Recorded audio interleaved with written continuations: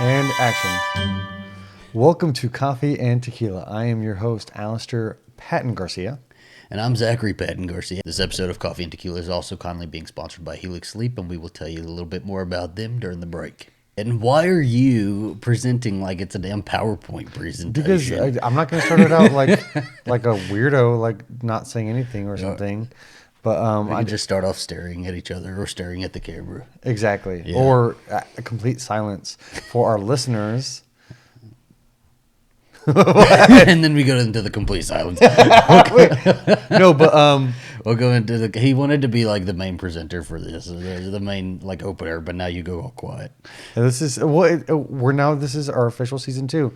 And for those who don't know us, we are husbands. Are we husbands? Did we get married? Well, that's what happens when you start a podcast together. You get married. Yeah. And if two guys who spend too much time doing a podcast together, it's all you're automatically married. So. We shook hands for a tad bit too long, and that's what happens. It's the gay agenda. It was just the gay agenda. It done got us. It's the gay agenda. But yeah, this is Coffee and Tequila season 2. We did have season 1 over on the AZB bonus features channel. So season 2, this is like a season 2 premiere light, like a soft launch. It's a soft launch, guys. Soft core.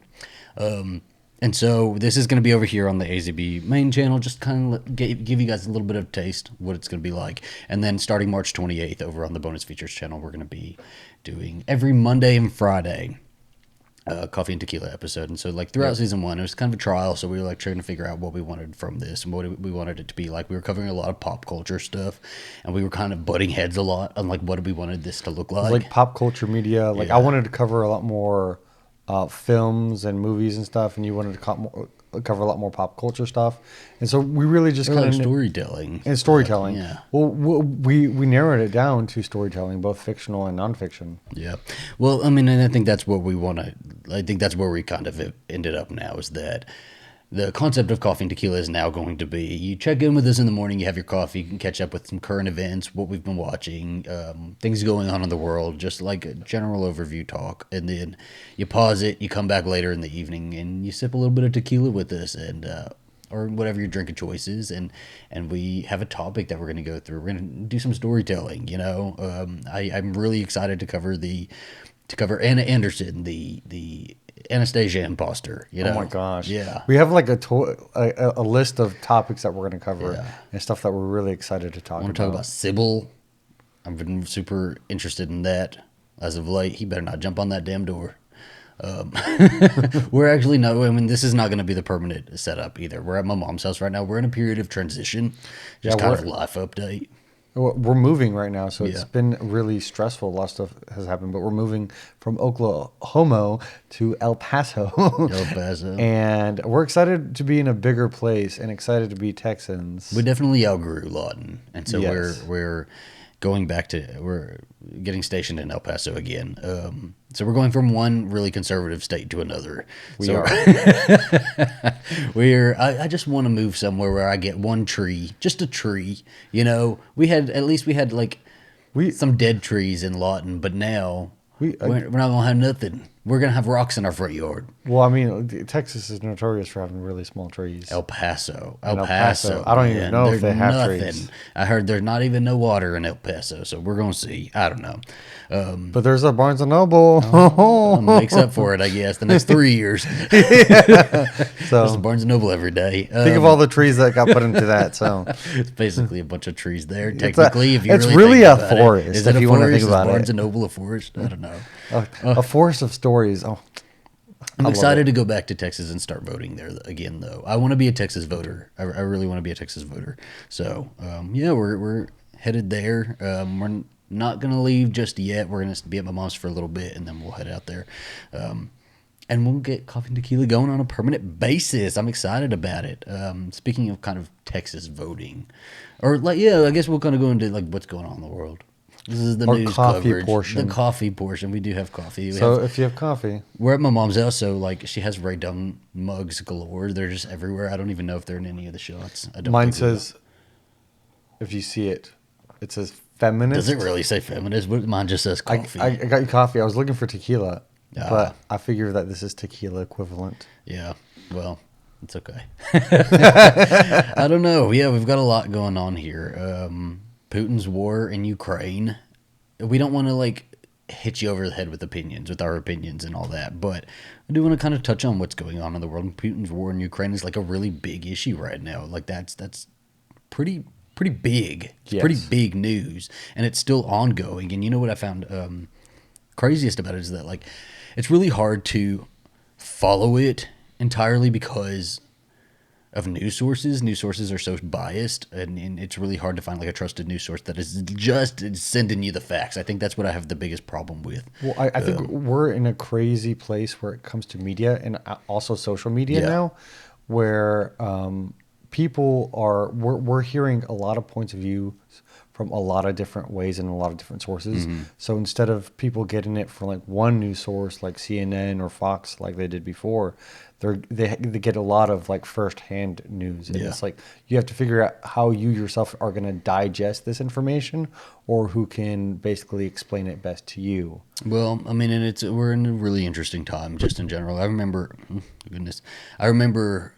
being a kid and you wait for the 6 o'clock news or the morning news at 7 a.m. and that's where you get your news, and it's always every news source or every news channel is like biased. They have a sort of a political leaning they're falling on, and that was really the only way to get your news, right? Like but we have what? Well, I'm just saying, like nowadays, I just get a BBC update, and honestly, I'll go check either TikTok or Twitter to see if there's any. No, don't say that. I'll go see if there's like any Twitter threads of somebody who was involved or had firsthand account on that. So that's okay. So TikTok, Twitter, Facebook, all of these places are places to get news.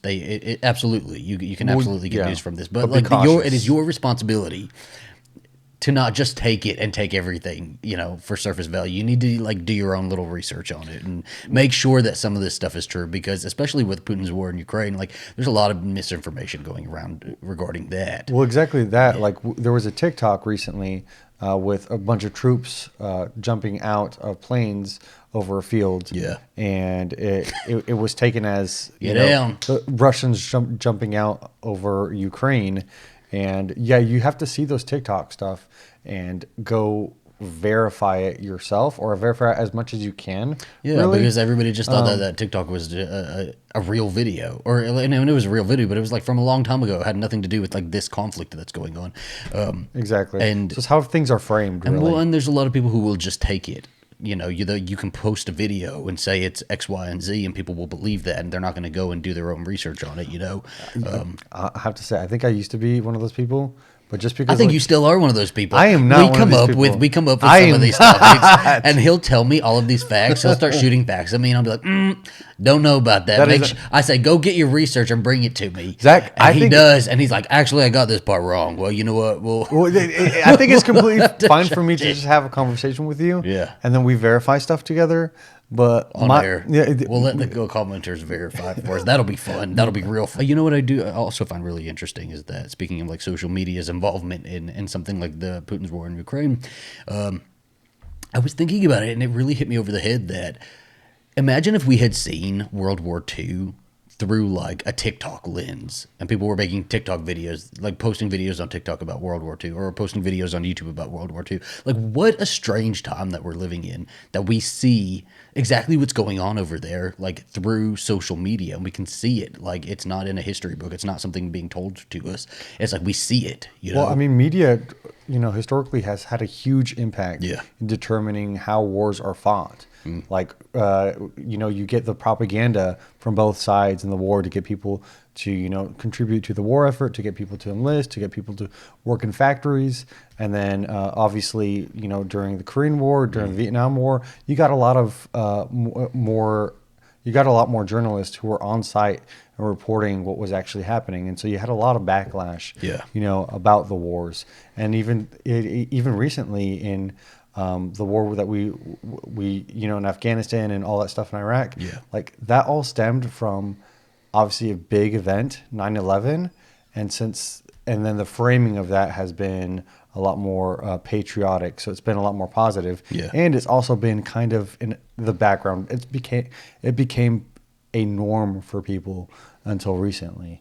Have you ever heard of Martha Gellhorn? I think I've tried to make you watch Hemingway and Gellhorn. It was an HBO movie that had like Nicole Kidman in it. You did make me watch it. Okay, so Martha Gellhorn was a war correspondent, so she would like go and jet off to all of these wars and these conflicts all around the world and like report on it. And now, like, we don't even really need. I mean, I guess we still have war correspondents. Oh, we do. Yeah, definitely. We definitely still have those. But like, anybody can be that now, right? Like, anybody can be a journalist, and anybody can like write down what's going on and report on it and all of that.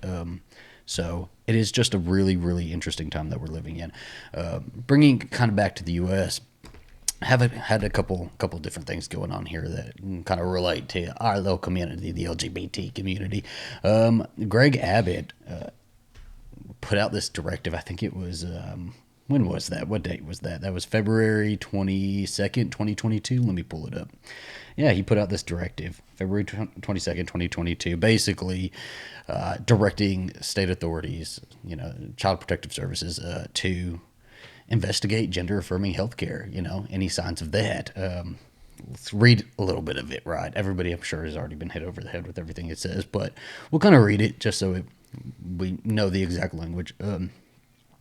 Dear Commissioner Masters, consistent with our correspondence on August 2021, the Officer of the Attorney General that is Ken Paxton, has now confirmed in the enclosed opinion that a number of so-called sex change procedures constitute child abuse under existing Texas law because the Texas Department of Family and Protective Services is responsible for protecting children from abuse. I hereby direct your agency to conduct a prompt and thorough investigation of any reported instances of these abusive procedures in the state of Texas. And so this also extends to anything that is any sort of transition process, so like testosterone, estrogen. It's extending to all of that. It's also extending to teachers. Let's see. Teachers, doctors, nurses, and these people have to report if they suspect that they're seeing a child who is, I don't know, their chest is a little bit bigger, a little bit smaller, or they're not dressing, if they suspect that a child is receiving gender affirming healthcare. They have to report that. And we already, like teachers, for instance, we've talked a lot about this. Your mom's a teacher. My mom's a teacher in Texas, actually. Yeah. And we already ask teachers to do so much. We've had a conversation about, teaching self-defense, teachers having weapons in the classroom, all of this stuff that we're piling onto teachers. Meanwhile, we all know that teachers are underappreciated and underpaid. Yeah. And now you're adding another thing for them to do and a legal consequence if they do not do it. Yeah, if they're not reporting this stuff and somebody else reports it, that teacher can get in trouble and face criminal consequences for that, And it also extending to the parents who are giving their children this health care. I think there's this opinion that a bunch of 10-year-olds are going out and having sex change operations, and that's just... Well, it's the fear, I think, of what normalizing just having these conversations and just like normalizing trans individuals will do for your kids, And I think that's, I don't know, maybe a decision that needs to be made by family, by the families, not really by the state. Well, the children, that healthcare is between the child and their parent, right?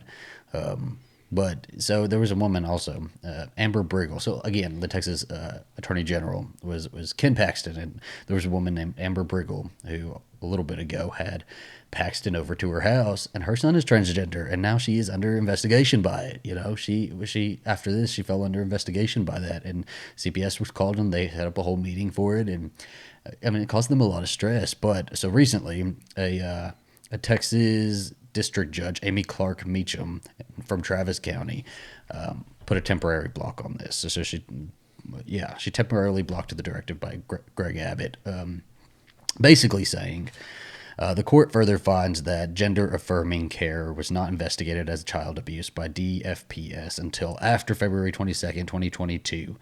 And she basically says that the order is changing the status quo for transgender children and their families. The governor's directive was given the effect of new law or new agency rule, despite no new legislation, regulation, or even stated agency policy. So she's saying that Greg Abbott basically does not have the right to do this. This is not a law. This is not, legislation. Like, this is him putting out this directive that that he can't do it. Okay, so Ken Paxton, again, Texas Attorney General, then went and tried to appeal that. That appeal was rejected, and so now he is saying, well, he's going to take it to the Texas Supreme Court, and that he thinks they're going to win there, because he is saying that, yes, Greg Abbott does have this authority to do this. So it's ongoing. It's still going. For now, it's temporarily blocked, but we will have to keep up and see where this is kind of going. Another thing, in the same sort of light, the Don't Say Gay bill. I know everybody's heard a lot about this one. Yes, yes, we definitely have. This one, I think this one's even been in the news more than the directive by Greg Abbott. I've heard more about this one. Well, I think because of the with who is involved and with the public school walkouts that I've seen, and honestly, those have made me tear up just to see this new generation walking out, because they want to be seen. Yeah. And it's not just LGBTQ kids, but it's their families. Well, I didn't see anybody teachers, from like an elementary school doing a walkout. I only saw like a college classroom or like a college doing a walkout. I didn't see a high school or anything. I saw high school was organized by somebody. Yeah. And they did a whole walkout, and it was like it looked like the entire student body. Obviously, it probably wasn't, but well, it is worth noting that the bill is not called the Don't Say Gay bill. This has been tacked onto it through media. I don't think it's I don't think it's not accurate though. It's basically a Don't Say Gay bill, but basically, so the bill is actually called the Parental Rights in Education.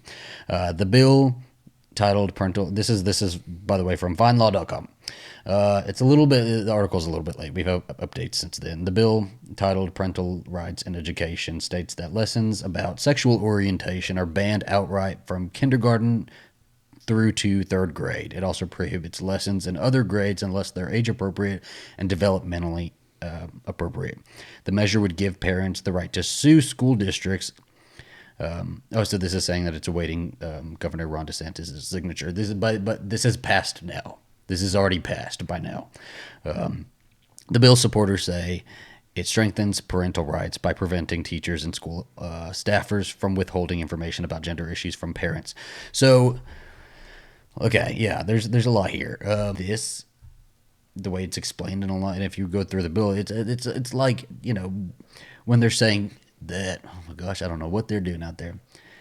Age appropriate and developmentally appropriate. Like, what is inappropriate about saying the word gay or using language or like providing vocabulary about identity? You know, it's not sex. To be able to articulate how you feel and who you are. What it sounds to me is that we are banning sort of the discussions about identity, right? And that the queer community's identity is sort of othered. And we have already known that. It's always been othered. Well, I think it also comes from a place of fear. Yeah. And as a kid, I think it's easier when you can articulate things to know how you feel.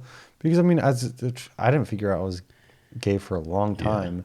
Yeah. And that didn't mean that I didn't also have crushes on boys and girls. Mm-hmm. You can have crushes or you can have strong feelings and not really understand what those are. Exactly. And for a kid to be able to explore that safely and say, yeah, I have a crush on Timmy and Kim, I think that's fine. It's also like normalization, because right now, forever it's been at the heterosexual, norm, to have like the two-parent mother and father system, and the Don't Say Gay bill seems like it's framing that still as the normal, and that we can't talk about anything that's outside of that. It's very exclusionary. It does feel exclusionary. And I think the big argument is that like kids that young don't need to be talking about identity in that sort of way. Well, I don't agree with that, because I think that kids need a sort of vocabulary to go along with some of the things that they're feeling, and they need to know that this vocabulary exists, and it exists in a positive light. It's not existing tied to something negative, right? Like, we're allowed to talk about everybody. We're allowed to talk about everybody. We don't have to, my identity is not age appropriate, right? Like, that's exactly weird, man. I don't know. But this bill is also being tied to Disney. Because as everybody knows, that Disney is they have a lot of business. If you don't know, Disney World is in Florida. Who'da thunk it? I know. Crazy. The craziness of it. Craziness. But yeah, so Disney has a lot of money tied up in Florida, and they have like financially backed like legislators and dissenters, and so there's been a lot of heat on Disney to kind of make a statement. And so I think recently CEO Bob Chapek Yes. Sent out this like letter to the people working at Disney and Pixar, basically saying, do you have it pulled up? Yes, a lot of people are saying like this is the biggest issue he's had to deal with for Disney. Yeah. But basically he said that he met with a lot of the LGBTQ plus leaders. Sorry. The LGBTs.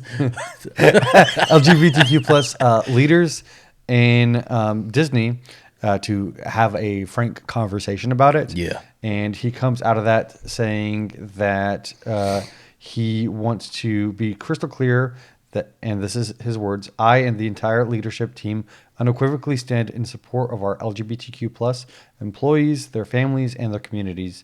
And we are committed to creating a more inclusive company and the world. I understand that the very need to reiterate that commitment means we still have more work to do. Mm-hmm. And he so far has refused to make an official statement about the Don't Say Gay bill because he said that he doesn't want it to be weaponized on either side, but that when they do the Reimagine Tomorrow Summit in April, he will talk about it more frankly. Mm-hmm. And then he went on to say that the way to combat this is to start making content, just to be telling stories. Yeah, so they said that basically the way to combat this is we tell stories. We're Disney. We tell stories and we create content, and that's how it's going to Which combat I don't this. disagree with. I don't disagree. Oh, no, not at all. Not at all. That's completely right. But then you're disregarding the rest of it, right? So like Pixar, okay, so this response was put out there. It was like a public letter put out towards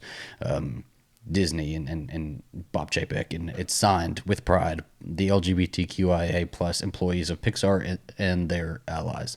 So they basically put out this letter saying, yeah, okay, so Disney forever has put out Pride merch, right?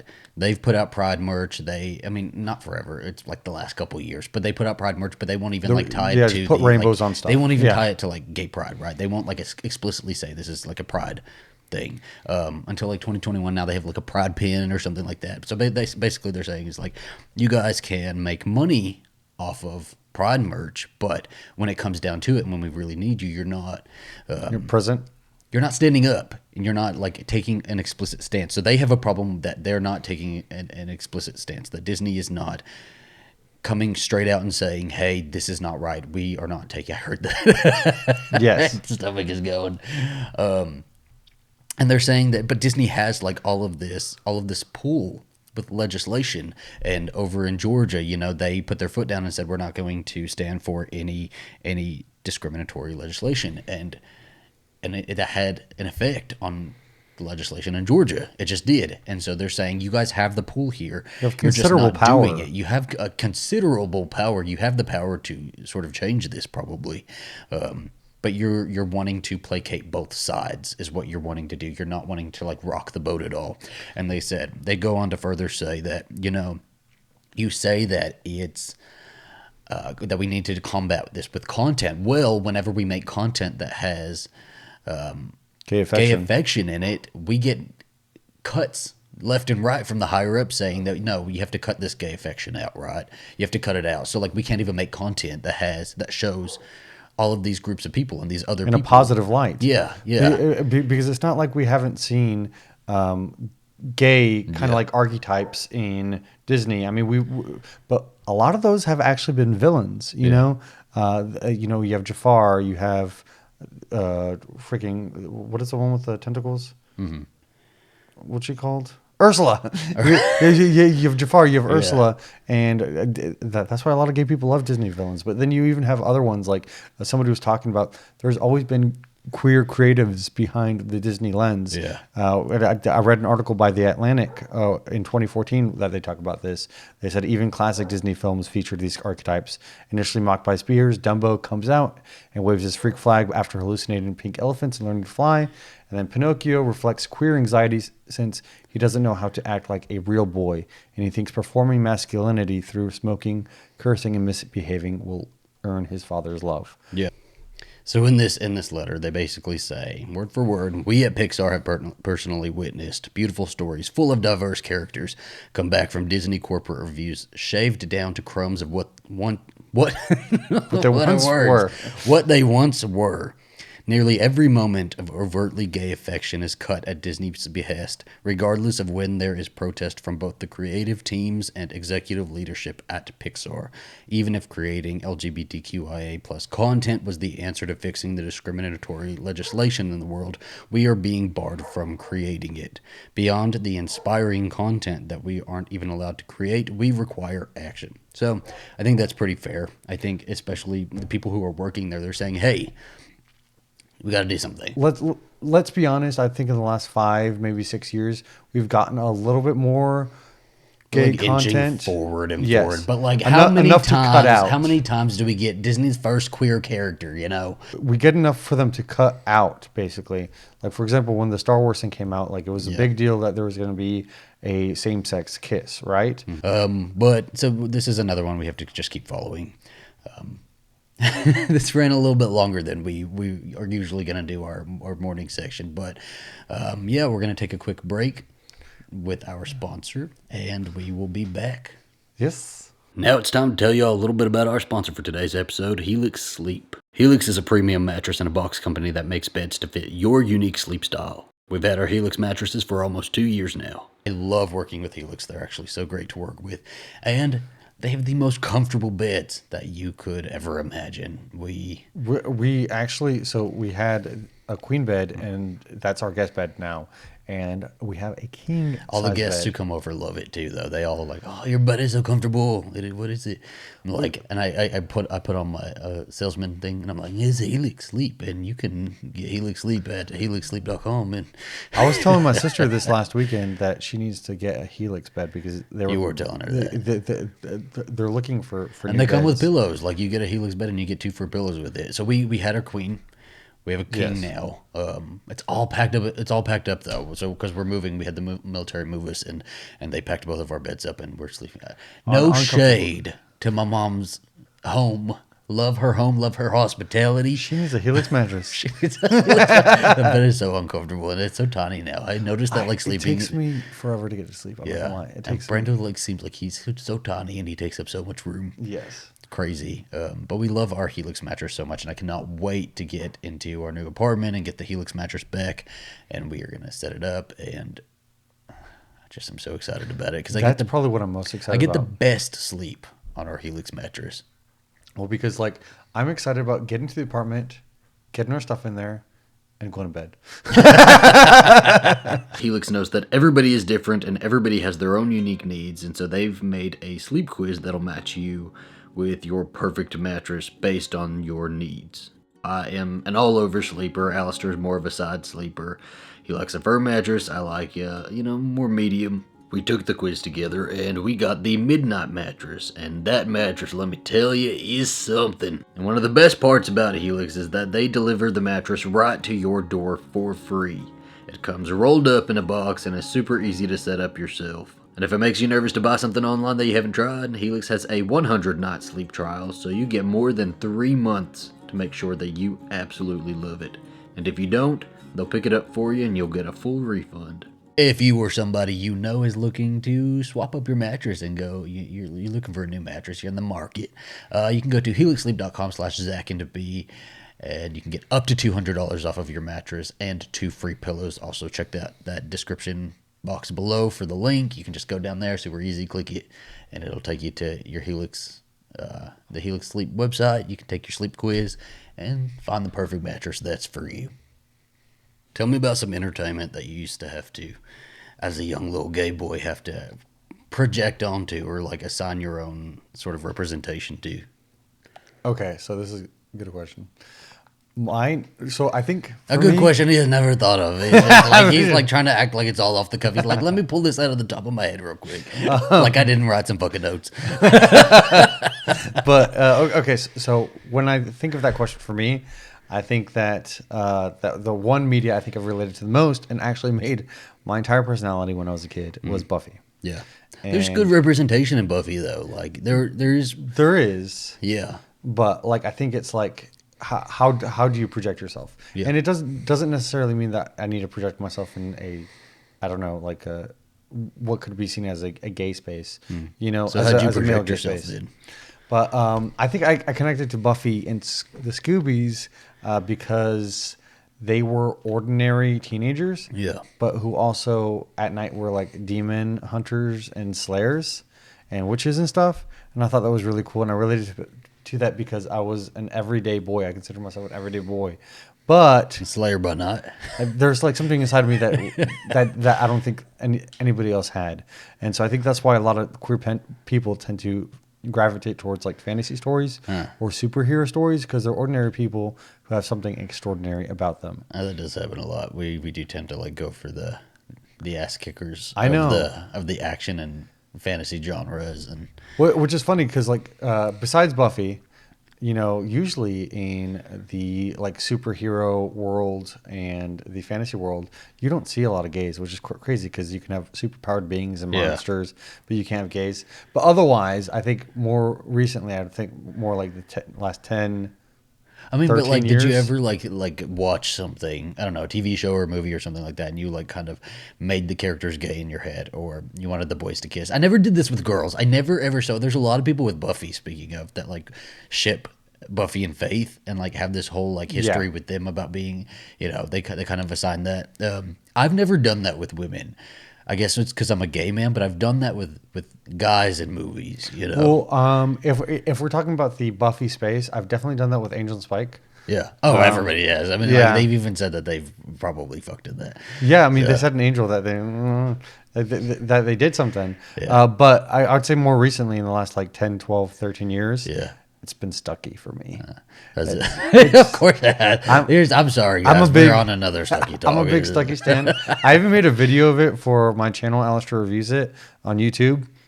And I do think that Stucky was in part engineered by straight Marvel to bring gay dollars into cinema. I think the Russo brothers, I don't think that the intention was necessary. I think the intention was a close buddy friendship, but also we can also get this out of it. I think they leaned into it a bit, and they knew that they were queer baiting. But I love them, and in my head they're real.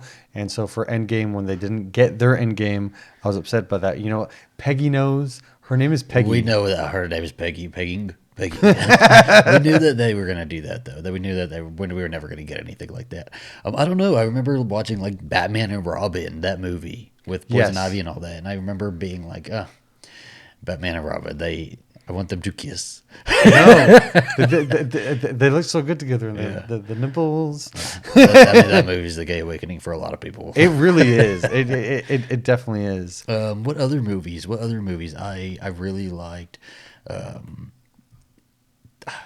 Mostly every Tom Hardy movie I ever watch, I just want him to be gay with whoever he's with.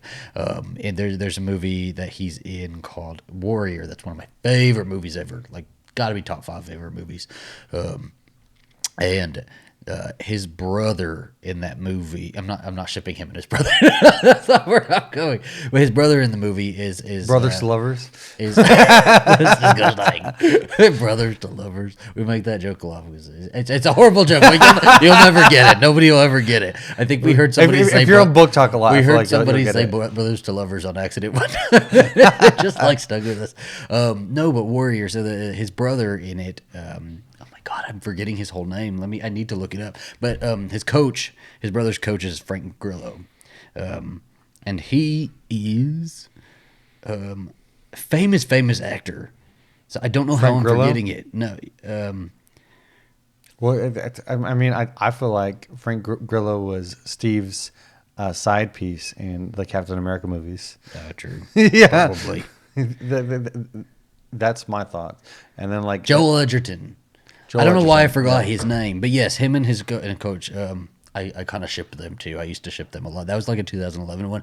And then there's a 2012 movie, another Tom Hardy movie called This Means War. And that one, that one makes me so angry every single time I think about it, because I think I even did a YouTube video about it one time, because they are so clearly together, and it makes me so angry that they, especially with that cut scene that they had. There's 2 deleted endings. So they went with like every single ending they could have done. So we'll talk about that real quick.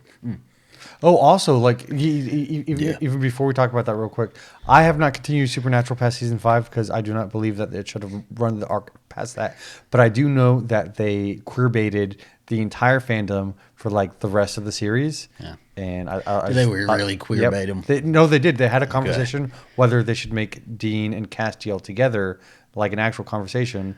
And instead, at the end, they kind of gave like a half-baked conclusion.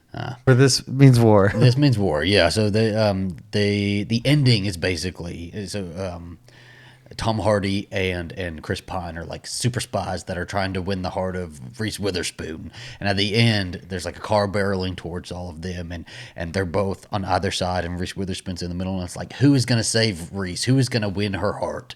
And in the movie, I don't even remember. In the movie, it's Chris Pine. Chris Pine wins her. But there's a deleted scene, and this makes me so angry, where Reese with the dust clears, and Reese Witherspoon is on one side by herself, and Tom Hardy and Chris Pine are on the other side. So they clearly thought of this. They thought of it. And the whole movie is pretty much like them both like beating each other to win Reese, and it feels so much more like they're jealous of each other, giving affection to Reese Witherspoon. So they're going at each other, trying to get the affection of the other, and they have this really close bond, and they have known each other for so long, and it's almost like they're family. I feel like this would make such a good romance book. This would have made a great romance movie. This would have made a great action-adventure rom-com. Where is just it? For the guys. I need This Means War, too. For the boys. And it just, like, fits. It fits. That whole story fits. I watched the whole story, and it just makes so much sense to me. And it just feels like that idea was in filmmakers' head. And, like, it either came from the filmmakers or, like, the higher-ups or somebody. But that idea was kind of cut down because they made a fucking... alternate ending for it. They was there. You did a video on it, didn't you? I did, yeah. I mean, that was one video that I got a lot of, like, everything doesn't have to be gay. Well, then everything doesn't have to be straight either. Everything don't have to be straight either. You won't go with that. Like, I feel like we've gotten backlash on a lot of those things. Like, why do things have to be gay? Why do you have to bring sexuality into this? Why is everything gay nowadays? Can't we have just close male relationships? Always backlash with stuff like that, right? Like, queer people are not allowed to project their own identities onto non-queer media, because without any sort of backlash, the backlash will come with that. And this is one thing I mentioned in the Stucky video that I did, is that I think it's completely valid for straight people to see them as two really close best friend relationships, and me see them as soulmates. Well, I think that's it, right? It's like it's entertainment and fucking opinions. Everybody's got one. And it's not like we have other gays to like look towards. We are allowed to. Well, we have fasters. We're allowed to see the characters however we want. The characters is subjective. I can see them however I want, and you don't have to see them that same way. Yes, exactly. And then, well, because I agree that we need more close male friendships in media. Because honestly, like men are put into such a box, into such a non-emotional box where we need to be able to have close friendships, but that's also doesn't mean that we can't have also close relationships. Well, and also like let people, because we do have like a backlog of queer representation, let queer people fucking identify with the content however they want to. I'm actually going to pull up a tweet. There was a tweet by my friend Adam Sass. I'm going to call him my friend. That says, being gay means watching one painfully obvious gay allegory after another, and then being told by the creative team they don't know what you're talking about, but it's cute / misguided / oppressive / toxic that you chose to see it that way. So, yep, I think that's pretty on the nose. And I think that's particularly true for Disney media. Yeah. You have Frozen, you have Luca, stuff that. Oh, Disney does it all the time. It's because there's fucking queers working at Disney and they make the content, Like Exactly. they fucking do that, but it's cut down at the damn knees. Fucking Frozen. Okay, we're not like until recently. Luca, I think, kind of beat it, but Frozen was like very painful. Like obviously, Yes. a gay allegory, It was her coming out and her being herself. And we waited so long between Frozen and Frozen 2, and we had so much conversation about that. That conversation never stopped about Elsa being a lesbian or gay or bi, however you want to put it, queer. And they never committed. And we get Frozen 2 and nothing. We get nothing. But I'm glad that they didn't kind of backtrack on that and be like, oh, let's give her a boyfriend now. But they just keep her. Something. They keep her just like she doesn't get a romance. She doesn't get a Disney princess romance, right? And they'd rather say, oh, well, she's a strong, independent woman. That's a cop out. Okay, everybody else gets a romance. They always get a romance, and we're just not giving Elsa a romance because it would have to be a girl. And I think they know that. And I think they know that if they gave Elsa a boyfriend, the hell would break loose. It would be because that's not Elsa. And we all know it. Well, also the representation we have seen from Disney. Let's talk about Fastos, for example. Fastos, he's married. I was happy with that representation. So no, I was too. But I think Disney, and I think it's fine, especially for now. Because a lot of people like to see gay representation in terms of a family dynamic. Yeah. And but gays come in all these different kinds of flavors. But let's also be, let's also recognize that Disney does tend to also tokenize, I think. And I think there's also this community. There's this idea that gay entertainment, gay media, gay queer media, let's say, I keep saying gay because I'm a gay man, but queer media in general has to be this ultra dramatic, hypersexualized content, right? You get the Brokeback Mountain, or you get Call Me by Your Name, Moonlight. Those are that's the content we can have, right? We can get the Oscar contenders, which fine. Where's our rom-coms? But where's Elsa with the damn girlfriend? We're not expecting to see Elsa go on screen and fuck a girl, She's not. We're not looking for that. We're wanting to see a cute little cute little flirting with some other princess on the other side of the, however. Disney did a Disney short, a gay Disney short. And it was a huge deal. I watched it. It was very, very, very cute. I think it was from Pixar too. It's available on Disney Plus. Yeah. And I loved that was available. But it's, I think right now there's a fear of losing. They're obviously they've tokenized / coded queer characters in media, partially, I believe, to bring gay dollars into cinema, but they're afraid of losing conservative / foreign dollars if they go the entire way. That foreign market is huge, man. So I get it. I get that that's their big worry here. I've already lost Russia, but it's stuff you can cut out right now. You can cut out. Loki basically saying he's bi. We were talking about the Star Wars, right? But the Star Wars sequel trilogy. I think everybody could see, or I think most people could. This is, again, where the comments come in. It's not everything's gay. But some relationships just develop, and you can see the development of it get down, like Poe and Finn. Yes. And I think even those actors saw it, and even Oscar Isaac came out and said, yeah, that was a natural progression. I saw it. I wish they would have just gone with it and gave them a little romance. Again, yes. I think there's this idea that we need to see any queer characters explicitly fucking. No. And you don't have to. There's time and place for everything, right? In this Star Wars, you're not seeing that from anybody. So why would you see that from a queer couple, It's not, we're not asking for that. We're asking for cute little flirtations, kissing, embracing. I think you see that a lot where, you write characters, you as a creator, you write characters, and then you have the actors who portray the characters, but they also change who the characters are. Like you said, here I'm looking at a Looper article from January of 2022.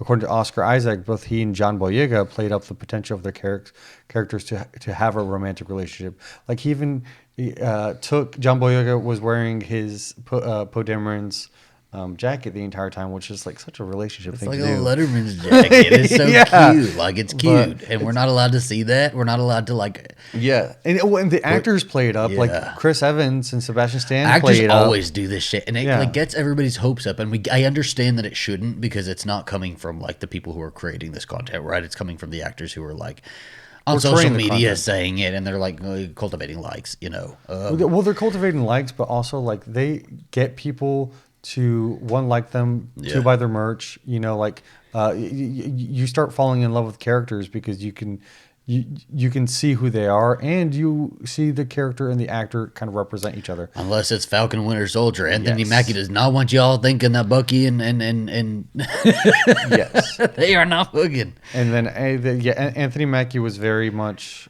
not. I was disappointed with Anthony Mackie's. I actually have that pulled up too. I'm gonna read his little statement. He was very firm about that, and he's played a gay character. Like he's not like, it doesn't seem like he's anti-gay. It doesn't seem like he's anti-gay, but it seemed like he was again upset with the idea that you couldn't have close male friendships. Yeah, which is a conversation that can be. Okay, let's read it.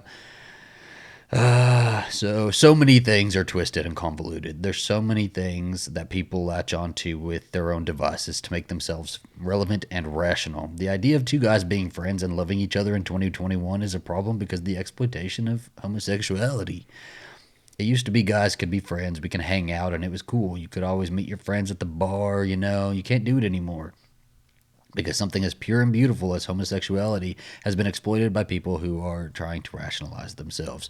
So something that's always been very important to me is showing a sensitive masculine figure.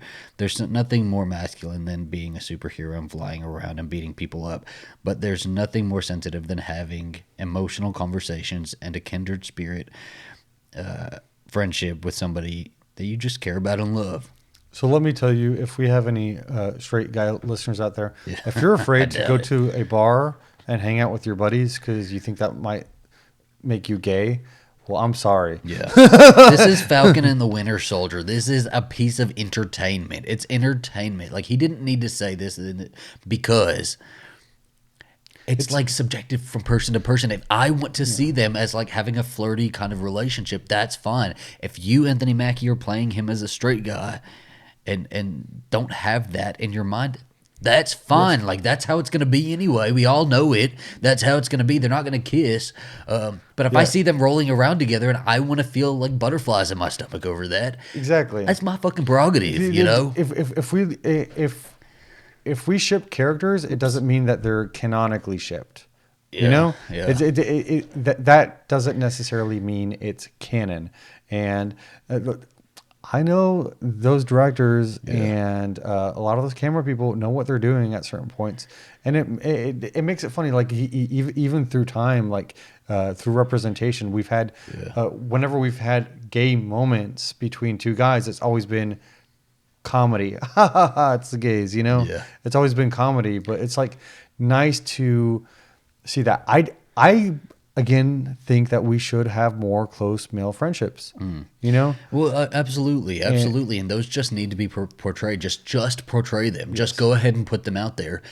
And if a queer person takes it as like two guys with a budding relationship and flirting, that's fine. And then all the straight guys can think of it as a bro relationship. And like literally it doesn't harm the other. One opinion doesn't harm the other, you know? Like everybody can see it just the way they want to. They both sides just want to see a close male friendship. Yeah. Well, close male relationship. Luca was another one, but there was a lot of backlash over Luca and people seeing. See, there's always backlash. There's always backlash from people who see queer people relating to a piece of entertainment, right? So like, because the trailer came out, like immediately latched onto Luca, and we were like, it was like from the trailer, we're like, oh my gosh, are they really gay? That's a little gay. No, yeah, but then the director came out like immediately saying, no, I really wanted to make this piece specifically of a time before people had boyfriends and girlfriends. Did that director say that? Yes. Okay. Before you're confident with that. I am absolutely confident in that. Yeah, and there was a certain degree of backlash because like some of us found the allegory of queerness in that film, but it was there. It was like two sea Coming out of the monsters. water. One of them was more comfortable with himself, and the other one wasn't. And his parents were going to send him to live with his uncle to go like basically convert him. There's like conversion and now, Because they were curious about the outside. yeah, You know? and he finally comes out. There's a big coming out scene in that Yes. movie, and we're not supposed to see we're really not supposed. And there's a lot of commentary about it. It was like, but it's a kids movie, and again, people think we're hypersexualizing it. Nobody's looking at that movie, and it's like, oh, I'm seeing sex. No, we're not talking about sex. We're talking about identity, and we're talking about these kids. It's a kids movie. We're talking about these kids finding their own identity, and that doesn't always have to include sex. Well, it's also like we connect with that. We can watch, you and I as gay men can watch that and really connect with the story.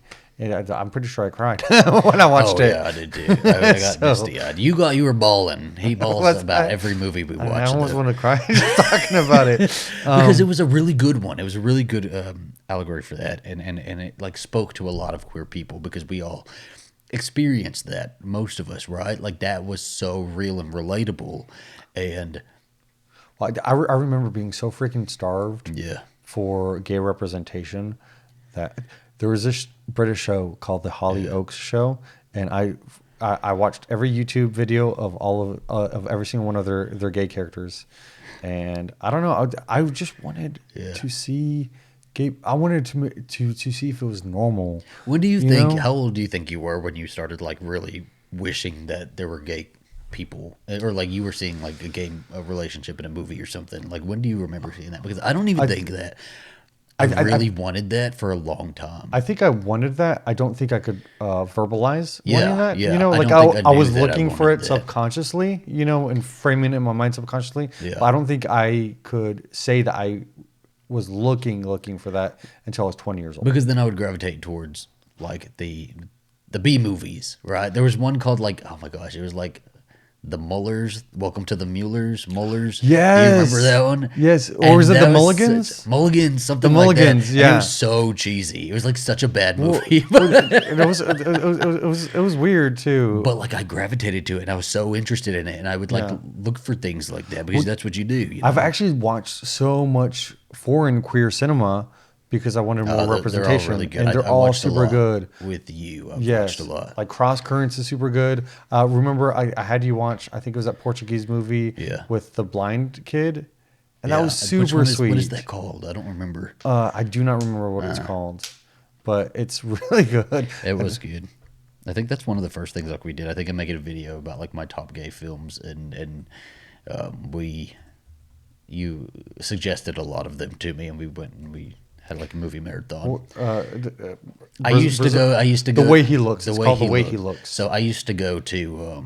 My laptop was broke when I knew Alistair when I first met him, and so I used to walk my ass down the street and I'd pick up a Dr. Pepper and some gummy worms on the way, and I'd walk to the computer lab in my neighborhood, and I'd sit in the computer lab and put him on FaceTime, and we'd watch movies together, and we watched a lot of these over FaceTime, and people would be behind me just looking at me because they.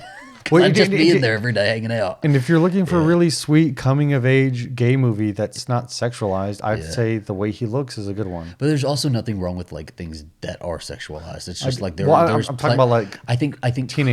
Creators understand time and place for like a movie to include a sex scene, right?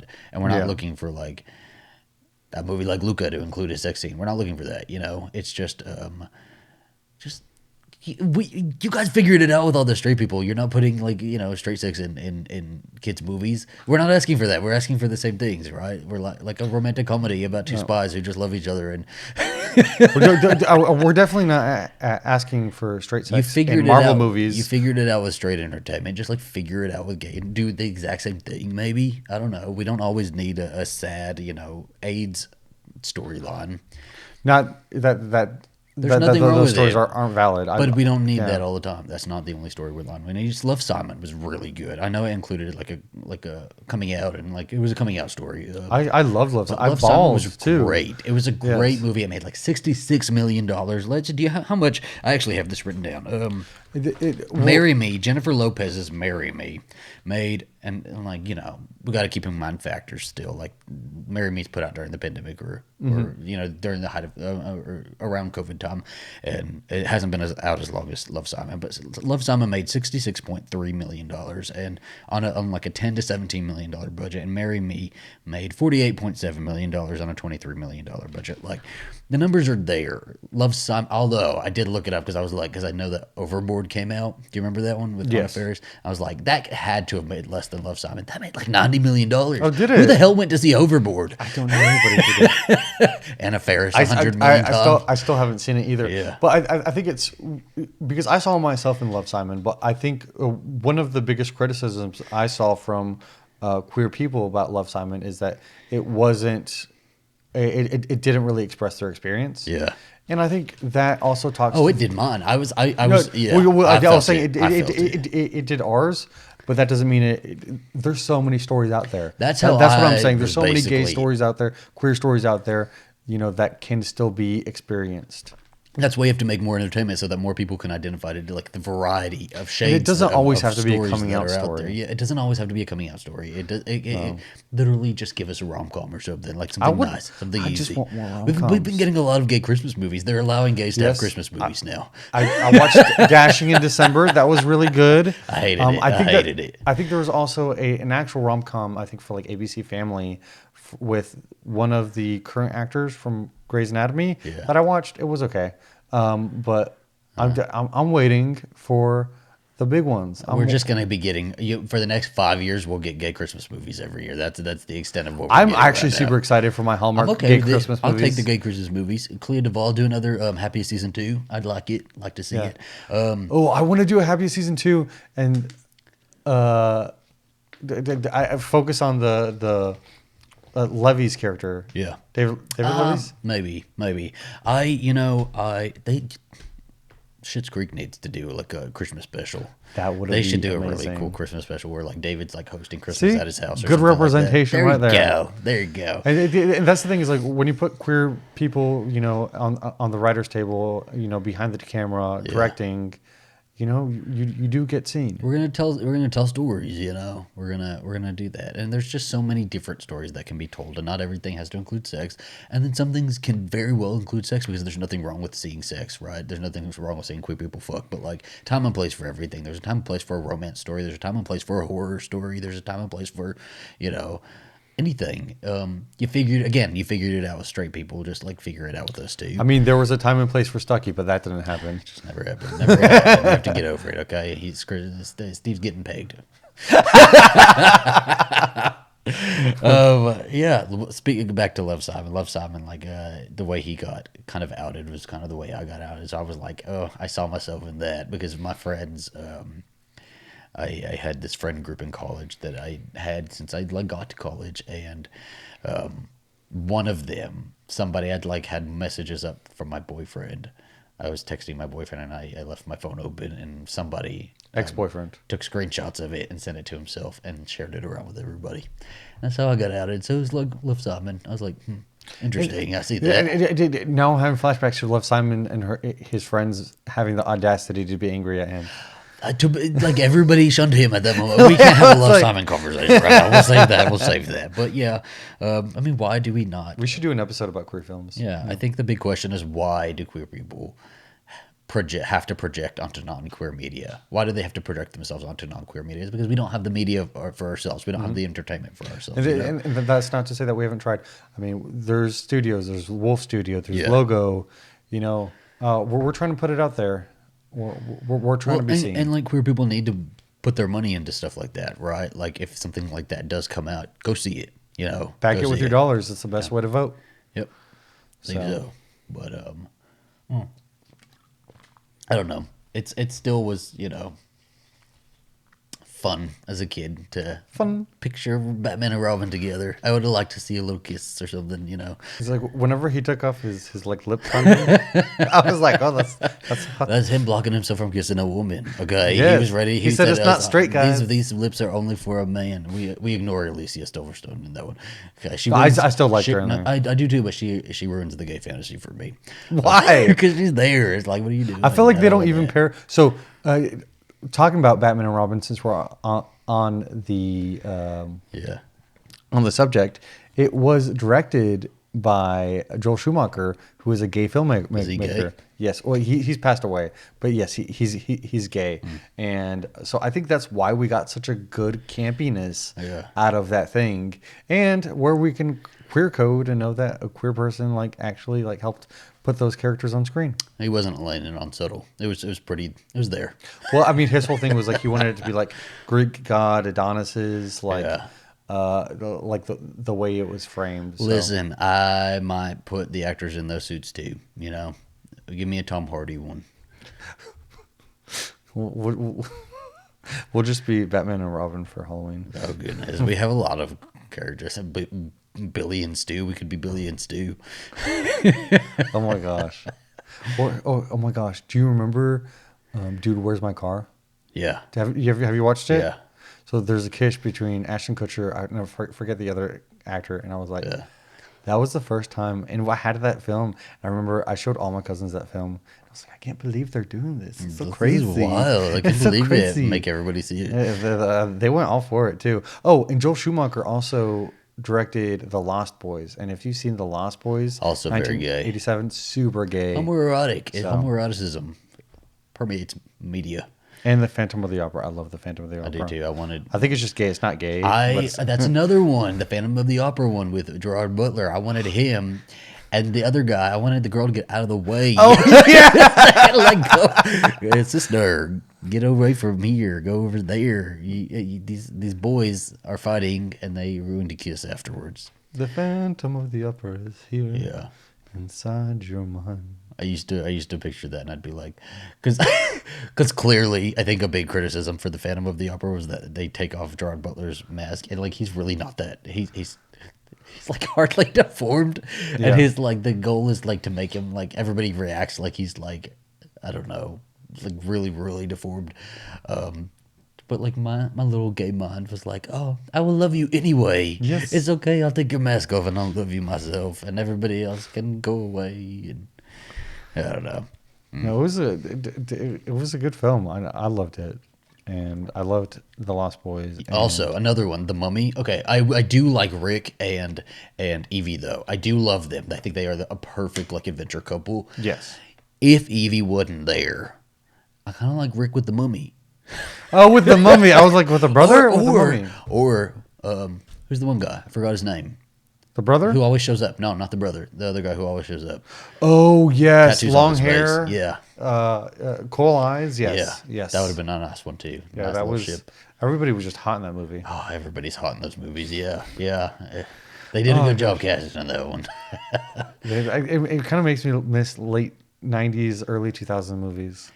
Fucking. I wish we could get those with gays. Brendan Fraser, man. Oh, dripping in sex appeal. Just. Yes. He was great. I loved him as Rick O'Connell. Okay, so we're going to kind of wrap it up here. What were your. I don't know.